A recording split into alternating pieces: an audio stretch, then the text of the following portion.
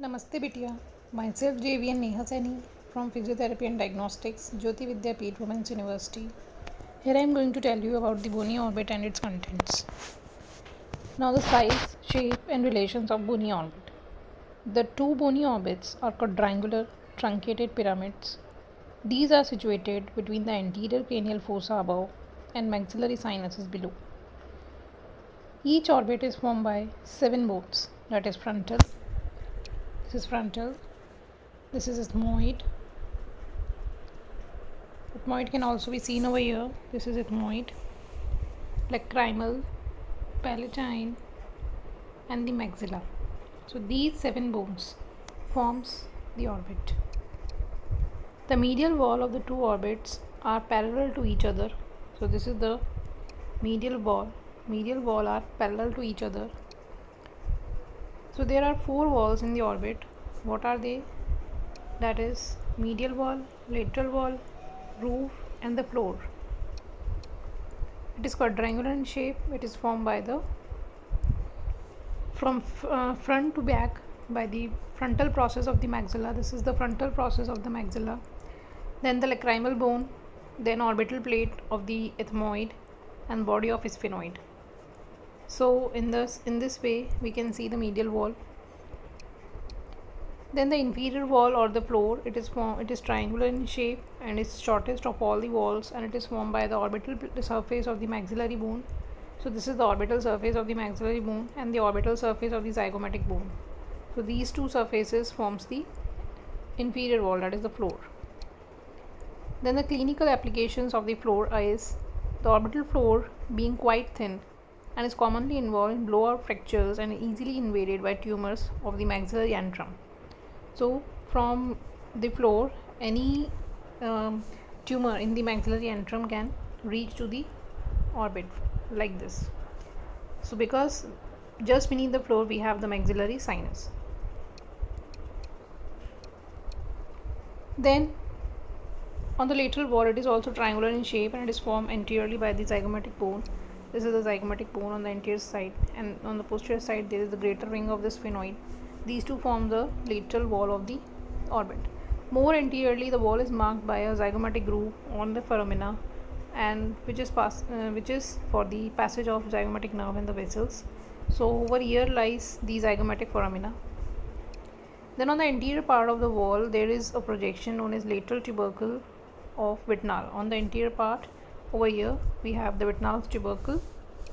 So here lies the position of Wittnall's tubercle. And what is the importance of Wittnall's tubercle? It gives attachment to the check ligaments of the lateral rectus muscle, levator palpebrae superioris, lateral palpebral ligament, and to the suspensory ligament of the eyeball. So these ligaments are attached on the Wittnall's tubercle. As we can see in the diagram, these are the structures which are attaching on the Wittnall's tubercle.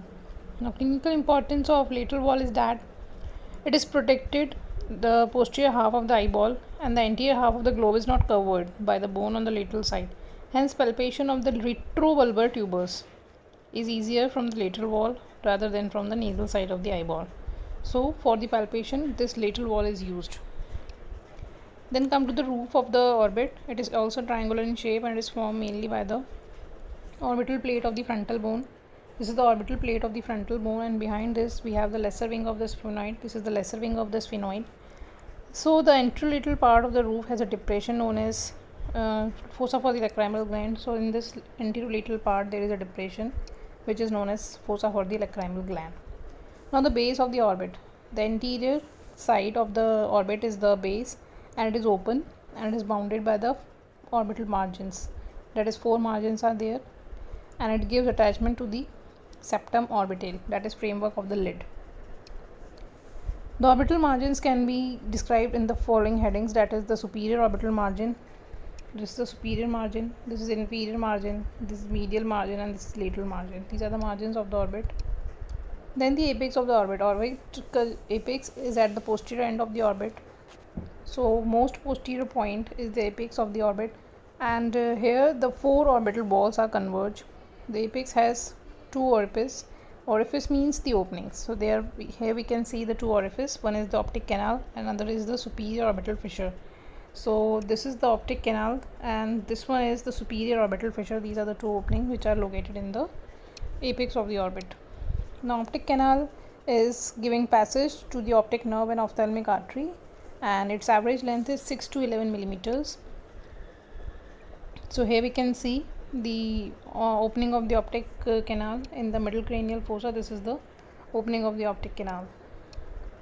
Then superior orbital fissure, it is a comma shaped structure. This is the superior orbital fissure, and it is between the lesser wing and the greater wing of the sphenoid. This is the lesser wing and this is the greater wing of the sphenoid, and between these two it lies the superior orbital fissure, and it is divided into three parts, upper, middle and lower, with the help of common tendinous ring.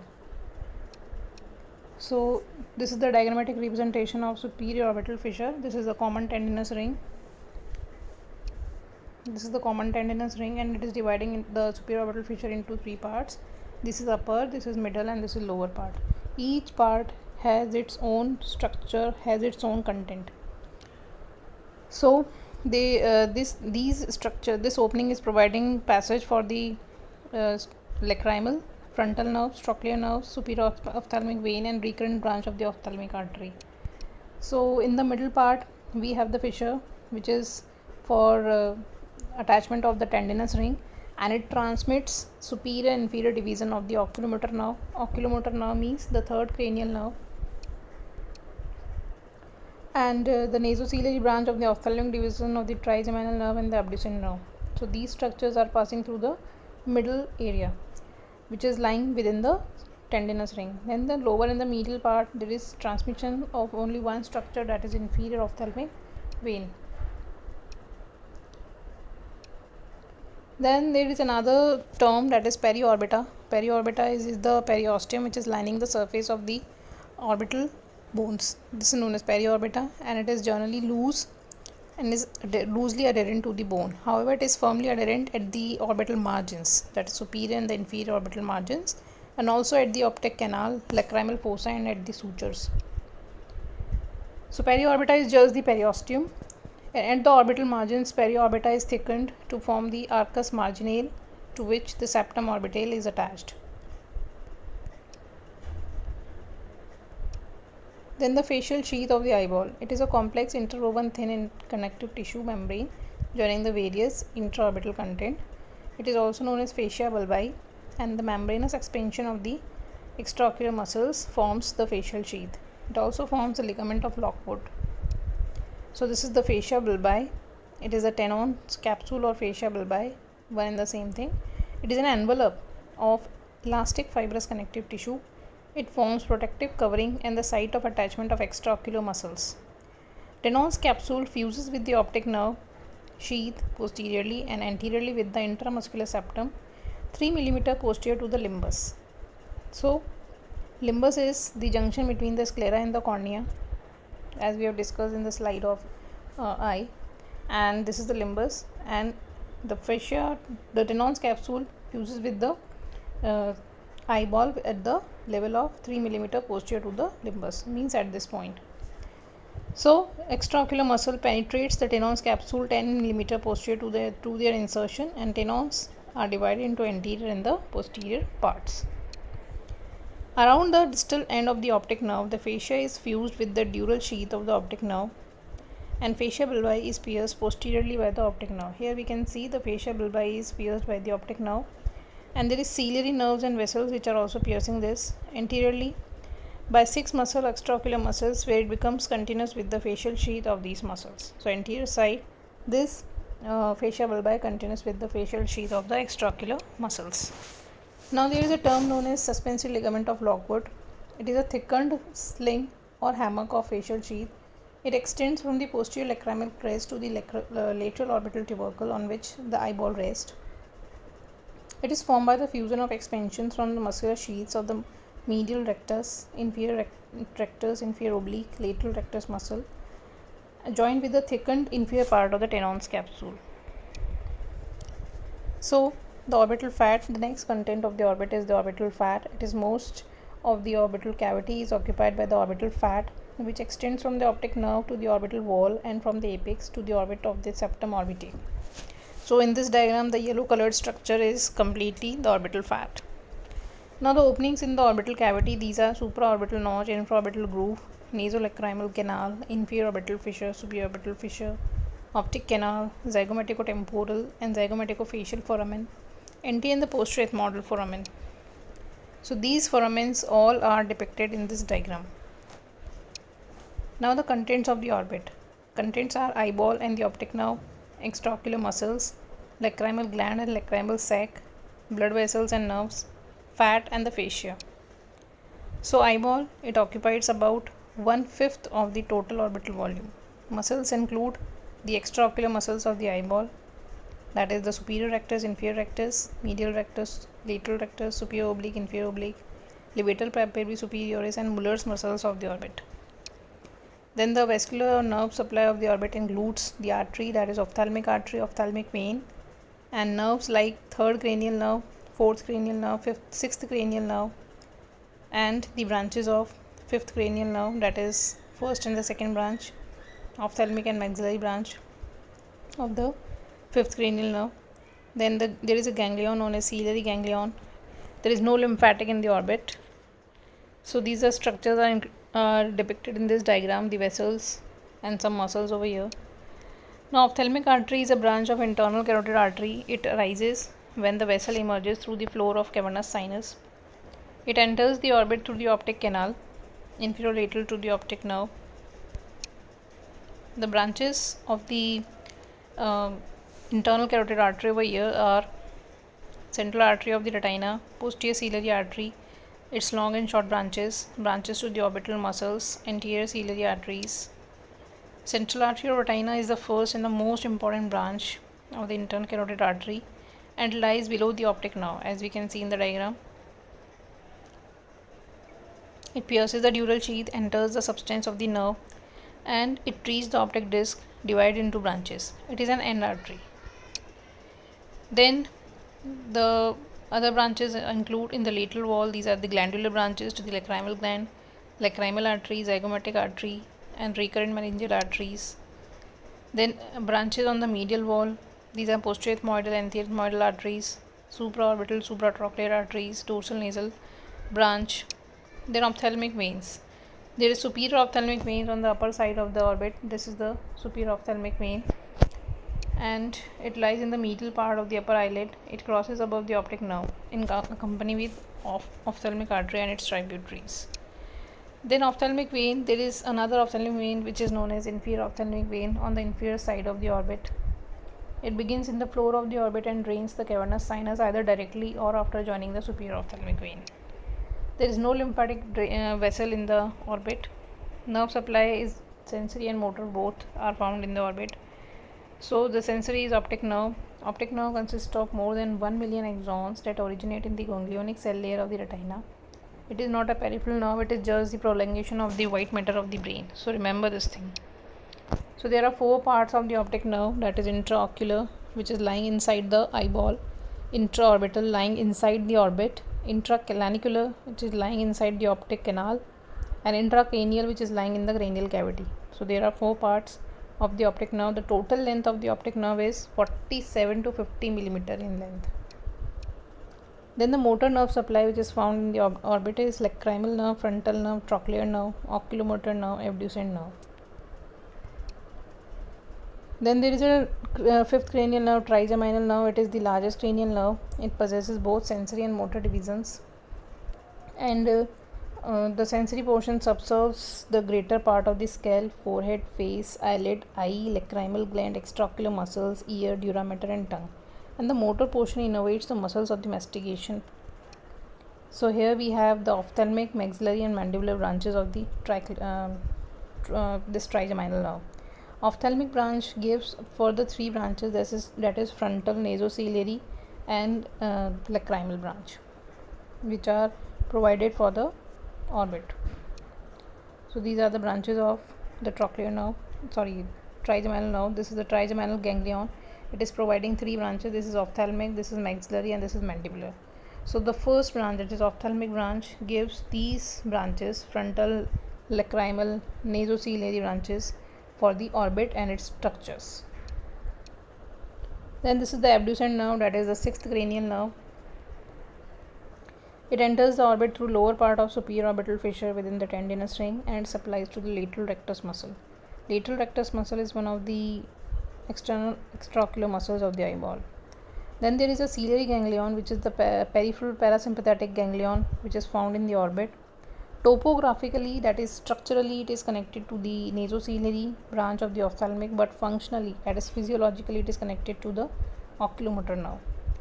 So anatomically, it is connected. It is concerned with the third cranial nerve, and physiologically, it is concerned. Sorry, it is anatomically or positionally, it is connected with the fifth cranial nerve, and functionally, it is connected with the oculomotor nerve. That is the third cranial nerve, and it lies in the apex. It is 2 millimeters in its dimension, and is between the orbit and the optic nerve.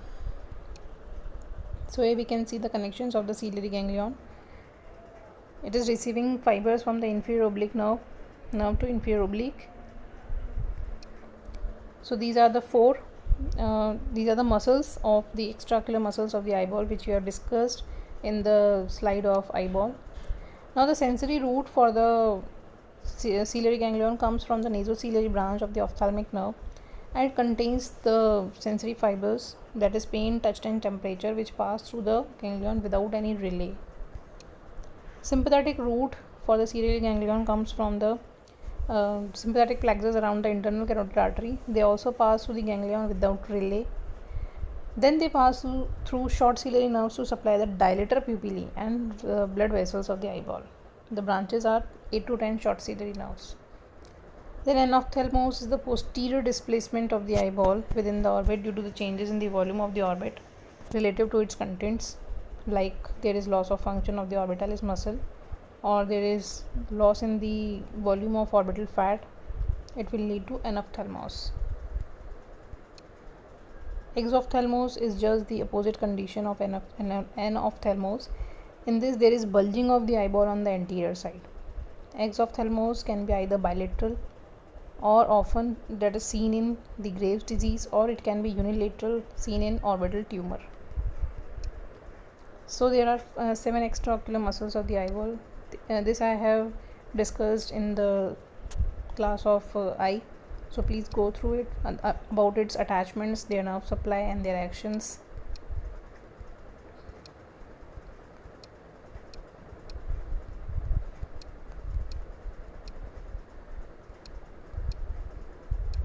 Now come to the applied aspects.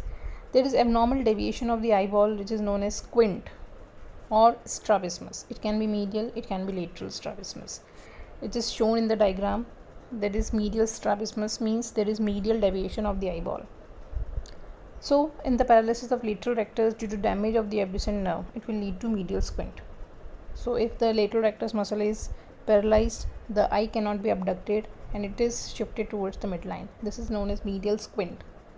If there is damage to the oculomotor nerve, that is the third cranial nerve, it will lead to paralysis of all the muscles of the eyeball except superior oblique and lateral rectus. Why? Because superior oblique is supplied by the trochlear nerve and lateral rectus is supplied by the abducent nerve, that is sixth cranial nerve.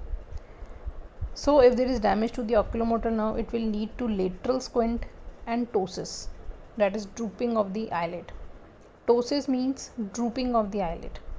So in this image, the image below, this is showing the injury to the oculomotor nerve. Ptosis, there is drooping of the upper eyelid because of injury to the oculomotor nerve, paralysis of lateral palpebrae superioris muscle.